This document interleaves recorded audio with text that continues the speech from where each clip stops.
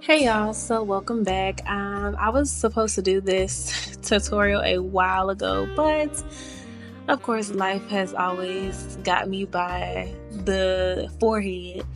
And I'm also not like a YouTuber or an influencer. I just make YouTube videos and TikTok videos and all that stuff for fun. So I'm not really an influencer or YouTuber full time. So, not gonna say this wasn't my priority, but I had other things to take care of in place of doing this. But I'm here now. So while I'm doing my makeup, we're gonna talk about something that I was thinking about recently because my birthday is in the next month or so. And I was just like, dang, what have you learned um, in your 27 years of living? Of course, like, it didn't take me 27 years to learn this stuff. It's just more so that I am developing, I'm growing, and I'm starting to see things in a different light.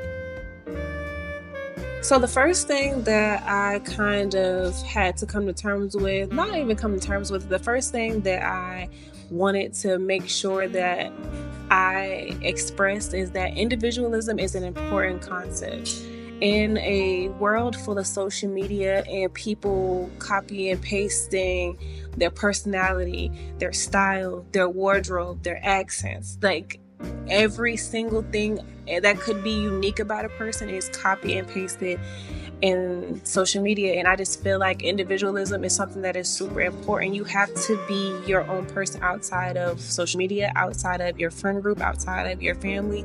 Like, you are an individual person. Like, you are your own person. You don't have to be conforming to a particular friend group, a particular aspect of social media. You don't have to do that. You need to learn how to be an individual. And that's something that this generation struggles with, unfortunately.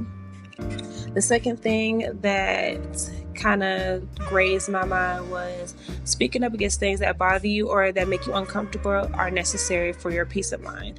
And I say that to say, like, I have always been like a sheltered person. I'm the type of person that if something bothers me, I want to keep it to myself. Well, that's how I was.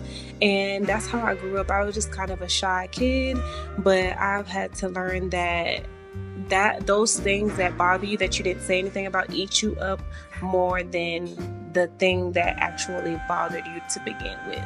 It's the fact that you didn't stand up for yourself, you didn't speak up, you didn't say anything. So I just feel like that's something that is super important, and that's what I've had to learn over the years.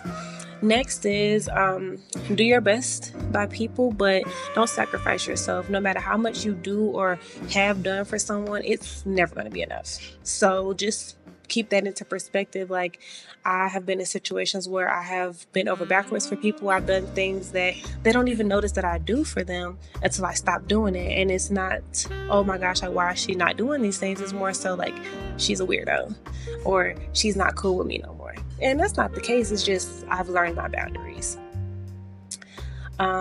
Something else that I've had to come to terms with is you don't always need to have a huge friend group. Contrary to popular belief, huge friend groups can be problematic in some cases. I'm not saying that if you have a huge friend group that you guys are problematic or it is problematic, but you can be okay with one or two friends. You don't have to be a part of a friend group. And as far as the friend group conversation goes, like, the next thing I had to learn was that not all of your friends will mix. And that's not to say that you have crappy friends. That's not what I'm saying. I'm saying that you connect with different people in different ways. And sometimes bringing those people together is not the best idea because they're not going to connect with each other the way you connect with them separately, if that makes sense. The next thing that I've had to learn was that distance is sometimes necessary. And that's just for me personally. That's more of a personal thing. Some people don't like to be distant, but for me, I figure out a lot more things better on my own. I grow more on my own, and I just had to realize that, like, sometimes distancing yourself, it puts you in a situation where you can see things clear. You can see things for what they actually are. Kind of like an outside looking in type of perspective. So distance is necessary for you to be able to grow and see what you were really a part of at one point. And if you still want to be a part of that, and how you kind of evolve from that. The next thing is solo trips or solo outings. Oh my gosh, can I speak? Should be a regular thing. You should not need to be around a whole group of people to have a good time. You should be able to take yourself out to eat, do things by yourself. And that just goes back to the individualism construct. But that is all for today. There's plenty more, but I just wanted to kind of give some of my insight while I do my makeup. And now I'm at the point where I'm doing blush, so I'm really almost done. So let's get back into this makeup tutorial, because it's kind of, this is my base. This is my regular everyday base, and I'm still kind of perfecting it, so not too much on me. And plus, I'm not a makeup artist. I'm not a beauty influencer. None of that. I just be doing makeup, and it makes me feel good, and I like to do makeup. So, yes. I did a lot of my eye stuff off camera because, you may not know this, but I wear glasses. And as I'm looking into the camera, I promise you I can't see. I promise. Like, there is no doubt about it. Like, I can't see anything. I can barely see the camera for real. So, yeah. That's something that I struggle with. Blindness for sure. And it's difficult because I'm doing my makeup, so I can't really see the fine details. So if my makeup looks crappy, I don't really know it until I put my glasses on, and then I'll be like, oh my gosh, this looks crazy. But struggles of being a blind person. But got my lashes on at least. Yes, girl. Doing a little something. Okay, so here's the thing. With my lip combo, I use eyeshadow as my lip liner. Sometimes, not all the time. When I find a really good lip liner, of course I'll use the lip liner. But for a certain type of look, I like to use the eyeshadow because it gives me more coverage, it's more bold, and it's more pigment. I don't know where I got this palette from. To be real, I think I got this palette from the hair store. I'm not even gonna cap to you. I think I got it from the hair store.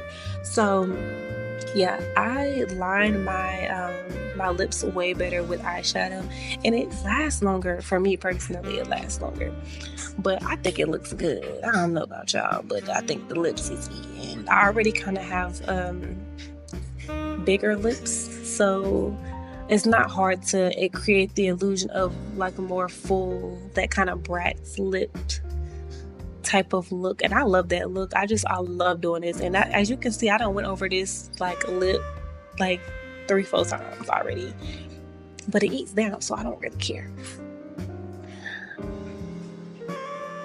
One thing I feel like I need to do though is try different lip combos and try more lip type of combos, because this is my go-to. I'm not gonna lie. That NYX, that nude lip with the dark lip liner, that's just my go-to. And I am a darker skinned woman. You can't really tell because of how much light is in this video, but I'm a darker skinned woman, so a lot of looks don't look good on me, personally. And they may look good on my skin tone. My skin, being my skin tone does not prevent me from doing it. I just personally don't like how some colors look on me, as an individual, like I was saying earlier. So yeah, now I'm about to set my face and vibe out. So you could just watch the rest of the tutorial. I hope you enjoyed this video. Make sure you like, comment, share, subscribe, all of that. And tell me what you think about my hot take on the things that I've learned in my 27 years of living. And let me know if you think that, you've learned some things in your lifetime, or even though you're maybe younger. But let me know what you've learned.